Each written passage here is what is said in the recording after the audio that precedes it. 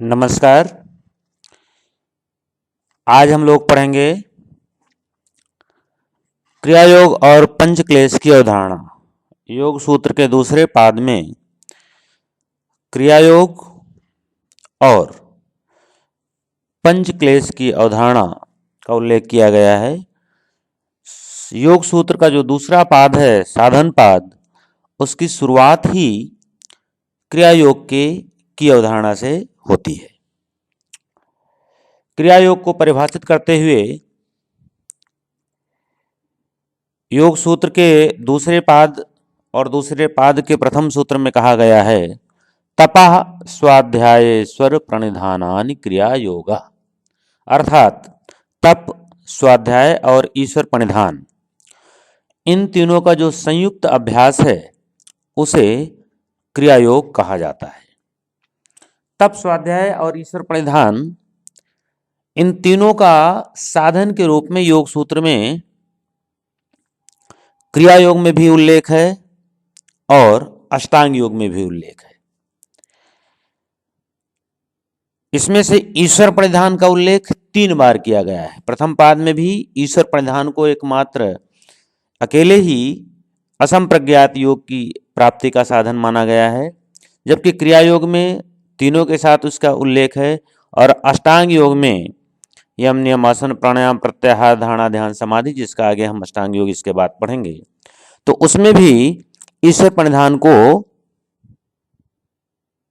नियम के अंतर्गत शामिल किया गया है। तो अभी हम क्रिया योग के अंतर्गत इन तीनों को देख रहे हैं, तो जिसमें तप, स्वाध्याय, ईश्वर प्रणिधान, इन तीनों का जो संयुक्त अभ्यास है, इन तीनों के संयुक्त अभ्यास का जो नाम है उसे क्रिया योग के नाम से जाना जाता है। क्रिया योग का फल क्या है? अगला ही सूत्र, जो दूसरा सूत्र है दूसरे पाद का, समाधि भावनार्थम क्लेश तन करणास्थस, अर्थात समाधि की भावना और क्लेश का तनु होना। तनु का अर्थ यहाँ है शिथिल होना, कमजोर होना। तो क्लेशों को कमजोर होना और समाधि की भावना होनी, समाधि की पृष्ठभूमि होनी, समाधि के लिए चित्त को प्रिपेयर करना, तैयार करना, यह क्रिया योग का फल है। जो पंचक्लेश हैं, वास्तव में इन्हीं के कारण समाधि नहीं लग पाती, क्योंकि पांच क्लेश आगे अभी देखेंगे, अविद्या, अस्मिता, राग, द्वेष, अभिनिवेश, इन पांचों क्लेशों के कारण ही चित्त किसी एक विषय पर इतनी देर नहीं स्थिर हो पाता है कि उसका तात्विक ज्ञान हो सके। और जो भी चित्त या चित्त की जो भी अवस्था तत्व ज्ञान कराने में सक्षम नहीं होगी, उस अवस्था को योग की अवस्था नहीं माना जाएगा, उस अवस्था को भोग की ही अवस्था माना जाएगा। तो चूंकि क्लेशों के कारण चित्त एक जगह पर स्थिर नहीं हो पाता है और इसीलिए समाधि की ओर, योग की ओर चित्त अग्रसर नहीं हो पाता है, तो क्रिया योग के अभ्यास से क्या होता है? क्लेश तनु होते हैं और समाधि की भावना होती है, समाधि के लिए चित्त तैयार होता है। तो ये 2 फल क्रिया योग के हैं। अब पंचक्लेशों को देखते हैं कि जो पंचक्लेश जिनके तनु होने की बात कही गई है, ये पंचक्लेश कौन कौन से हैं? पंचक्लेश को तीसरे सूत्र में परिभाषित किया गया है, अविद्या, अस्मिता, राग, द्वेषाभिनिवेशा पंचक्लेशा, अर्थात अविद्या, अस्मिता, राग, द्वेष, अभिनिवेश, ये 5 क्लेश कहलाते हैं। इन पांचों के कारण ही दुख होता है, कष्ट होता है व्यक्ति को, और इन्हीं के कारण योग की या समाधि की प्राप्ति नहीं होती है। इनको तनु करना, इनको कमजोर करना ही क्रिया योग का फल है। अब ये पांचों को क्रमशः एक एक करके देखते हैं कि ये जो 5 हैं ये किस रूप में हैं और उनकी क्या डेफिनेशन है। अगला जो दूसरे पाद का चौथा और 5वां सूत्र है, यहां पर पंचक्लेशों का उल्लेख में अविद्या को परिभाषित किया गया है। अविद्या को परिभाषित करते हुए कहा गया है कि अविद्या क्या है? अविद्या क्षेत्रमुत्रेषाम प्रसुप्त तनु विच्छिन्नोदाहरणाम, यानी कि अविद्या क्षेत्र, यानी अविद्या ही क्षेत्र है किसका? अन्य चार क्लेशों का। अन्य चार कौन क्लेश? जिनकी अभी इससे पहले चर्चा की गई थी, अविद्या, अस्मिता, राग, द्वेष, अभिनिवेश। तो अविद्या को हटाकर अविद्या के बाद जो चार बचते हैं क्रमशः अस्मिता, राग, द्वेष और अभिनिवेश, ये चारों क्या हैं? इन चारों का जो मूल स्थान है वो क्या है? वो है अविद्या। तो अविद्या क्षेत्र मुत्रेषाम प्रसुप्त तन विच्छिन्न उदाहरण, यानी कि यह प्रसुप्त, तनु, विच्छिन्न और उदार, इन चार अवस्थाओं में, ये चारों क्लेश इन चार अवस्थाओं में अविद्या में ही रहते हैं। अब ये चार अवस्थाओं में जो रहते हैं, प्रसुप्त, तनु, विच्छिन्न, उदार, इनको एक एक उदाहरण से समझते हैं कि ये प्रसुप्त क्या है, तनु क्या है, विच्छिन्न क्या है, उदार क्या है, ये किस तरह की स्टेज है इन चारों क्लेशों की। तो प्रसुप्त किसको कहते हैं? प्रसुप्त क्लेश उन्हें कहा जाता है जो चित्त में स्थिर तो रहते हैं लेकिन स्थिर रहने के बावजूद अपने कार्यों का संपादन नहीं कर पाते हैं, इसलिए इनको कहा गया है कि ये प्रसुप्त अवस्था है। किसी को जैसे तो सुस्त है तो उसी से प्रसुप्त है, यानी कि वह अपने कार्यों का संपादन तो नहीं कर पाते हैं लेकिन वह अविद्या में रहते हैं। इसको उदाहरण से समझ सकते हैं, जैसे कि किसी भी बाल्यावस्था में, किसी भी बालक में जो विषय भोग की वासनाएं हैं वह बाल्यावस्था में रहती हैं, परंतु उस समय वह जागृत नहीं हो पाती हैं वासनाएं। लेकिन जब वह बालक युवा होता है, मनुष्य के रूप में होता है, तब वो जो बीज रूप में, प्रसुप्त रूप में जो वासनाएं थीं, वह वासनाएं जागृत हो जाती हैं और उनके प्रबल लक्षण दिखाई पड़ते हैं। तो ये क्या हुआ अवस्था? जो बाल्यावस्था में भोग की अवस्था थी वो कौन सी अवस्था थी? वो अवस्था थी प्रसुप्त अवस्था। तनु अवस्था, तनु अभी अविद्या क्रिया योग का हमने पढ़ा कि क्रिया योग के द्वारा इनको हम तनु कर देते हैं। तनु का अर्थ हुआ कि वह क्षीण हो गए, कमजोर हो गए, लेकिन नष्ट नहीं हुई।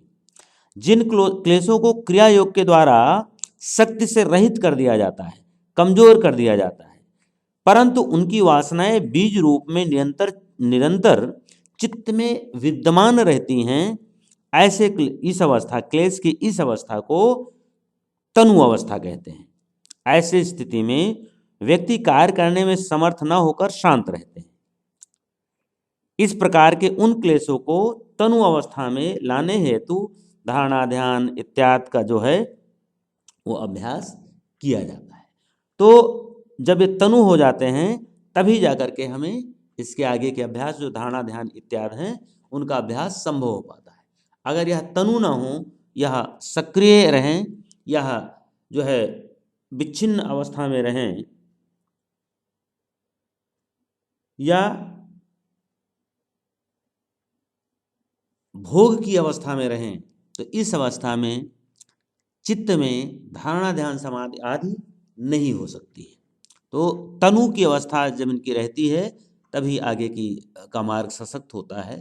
तो ये तनु की अवस्था हम पढ़ ही रहे हैं क्रिया योग को, तो क्रिया योग के द्वारा ही इनको हम तनु करते हैं। तनु मीन्स कमजोर हो जाना, प्रबल ना होना, लेकिन विद्यमान रहना। तीसरी अवस्था क्या है? विच्छिन्न अवस्था। विच्छिन्न अवस्था का मतलब है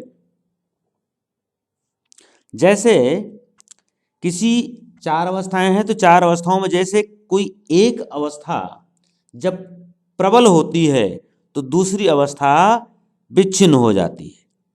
जैसे अस्मिताद आदि में से किसी भी क्लेश के उदार अथवा शक्तिमान होने पर दूसरा क्लेश दब जाता है, जिस प्रकार राग की उदार अवस्था में द्वेष दब जाता है, उसी प्रकार द्वेष की उदार अवस्था में राग दब जाता है।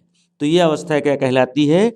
ये अवस्था विच्छिन्न अवस्था कहलाती है। जैसे कि प्रसुप्त तन को हमने समझ लिया, लेकिन विच्छिन्न में क्या होता है?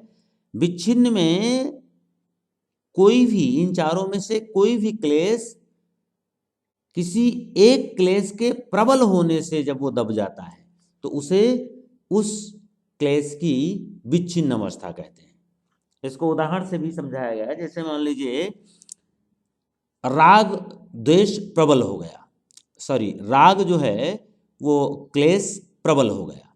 तो जब राग प्रबल होगा, राग का मतलब होता है अटैचमेंट, तो उस समय द्वेष, उसका जो प्रतिद्वंदी है, जो विरोधी है द्वेष, अपने आप विच्छिन्न हो जाएगा। तो यहाँ पर राग की जो अवस्था होगी वो क्या होगी? उदार अवस्था। और विच्छिन्न की किसकी होगी? द्वेष की हो जाएगी विच्छिन्न अवस्था। इसी प्रकार जब द्वेष प्रबल होता है तो द्वेष की अवस्था होती है उदार, और जब द्वेष प्रबल होगा तो उस समय राग अपने आप विच्छिन्न हो जाएगा। तो राग की कौन सी अवस्था है कहलाएगी? राग की जो अवस्था कहलाएगी वो विच्छिन्न अवस्था कहलाएगी। अर्थात जब इन चारों क्लेशों में से कोई एक क्लेश प्रबल होता है, उदार होता है, उदार का मतलब उसे प्रबल हो जाना, जब वह प्रबल होता है तो उसके प्रबल होने से जब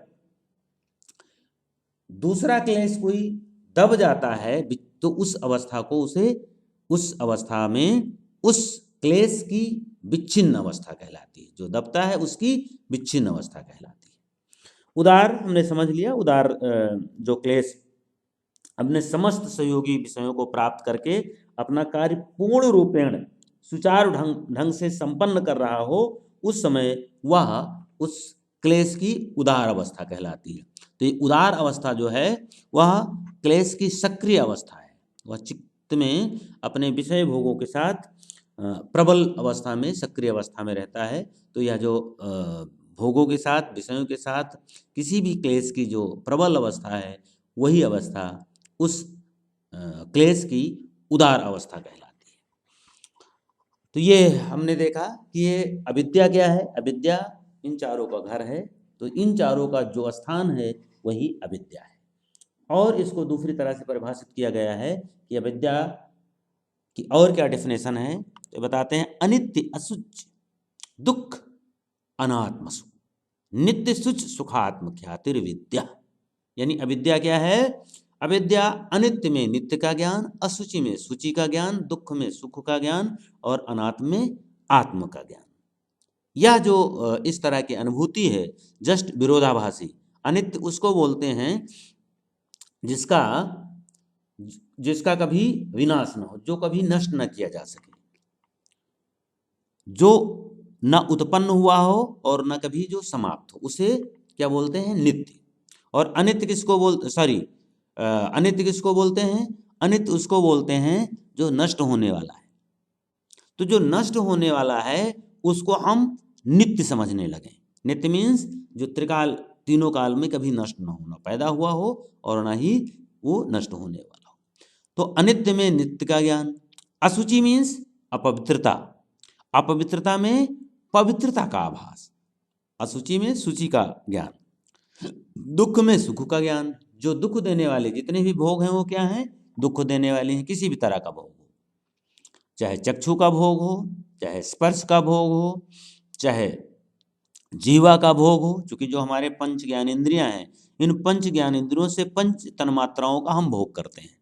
तो ये पंच तन्मात्राएं रूप रस गंध शब्द स्पर्श, जिनका हम क्रमशः पंच ज्ञानेंद्रियों से, सेंसरी ऑर्गन से भोग करते हैं, और इस भोग को में हम सुख समझते हैं, जो वास्तव में सुख नहीं दुख का कारण है, क्योंकि इन्हीं से जाकर के राग और द्वेष की उत्पत्ति होती है।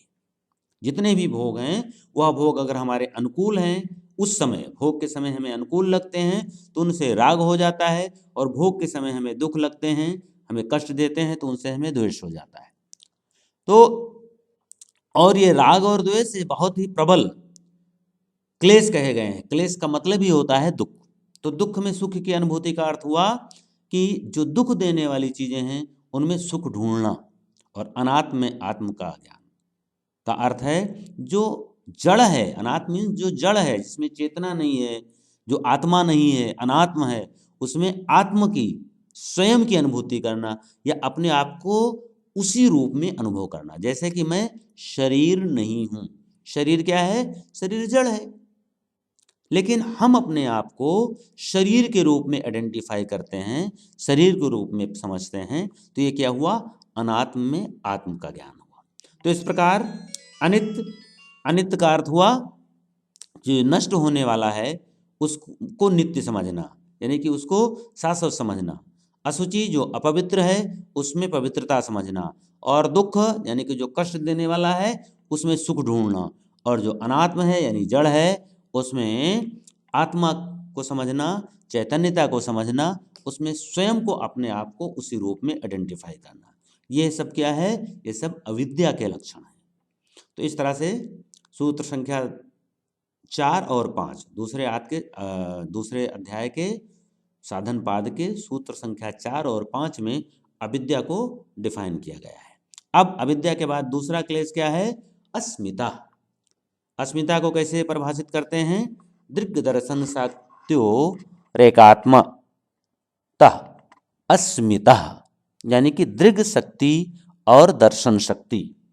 दृग् शक्ति और दर्शन शक्ति, इन दोनों का एक हो जाना, इन दोनों का एक हो जाना क्या है? अविद्या है। दोनों का एक रूप हो जाना अविद्या है। दृक् शक्ति किसको कहते हैं? दृक् शक्ति का अर्थ है देखने वाला। दृक् शक्ति का अर्थ क्या है? देखने वाला। तो देखने वाला कौन है? देखने वाला है दृष्टा।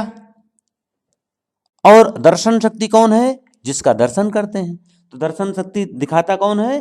दिखाती है पुरुष, सॉरी प्रकृति। तो प्रकृति क्या है? प्रकृति या बुद्धि या प्रकृति की ही शक्ति चित्त। तो ये क्या है? वो है दर्शन शक्ति। तो दर्शन शक्ति और दृष्ट शक्ति दोनों का एक रूप हो जाना अविद्या। क्योंकि दोनों में बहुत बड़ा अंतर है, एक जड़ है, एक चेतन है, एक दृष्टा है, एक दृश्य है, एक स्वार्थी है, एक परमार्थी है, एक भोग्या है और एक भोगता है। लेकिन जब दोनों का मिक्स हो जाए, दोनों का एक रूप हो जाए, तो उस एक रूप को ही कहते हैं अस्मिता। और इसी एक रूप के कारण ही, एक रूपता के कारण ही दुख की उत्पत्ति होती है। आगे पढ़ेंगे दृष्टा दृष्ट संयोग हे हेतु, यानी दुख का हे का हेतु क्या है? दृष्टा दृश्य का संयोग, जो दर्शन शक्ति है और जो दृश्य शक्ति है, दोनों का संयोग।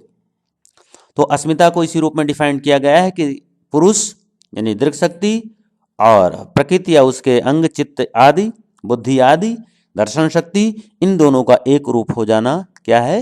अस्मिता है। राग, सुखानुसयी रागा।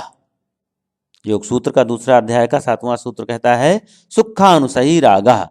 जो सुख का भोग है उसके पश्चात जो उत्पन्न होता है वो क्या है? वो राग है, जिसको अटैचमेंट कहते हैं। राग मीन्स जो आप भोग भोगते हैं, तो जो आपको भोग के समय अच्छे लगते हैं, आप उनको बार बार भोगना चाहते हैं, उनको खोना नहीं चाहते, उनको छोड़ना नहीं चाहते, तो उनको बार बार भोगने की जो चाहत है, जो इच्छा है, उसी को कहा जाता है राग।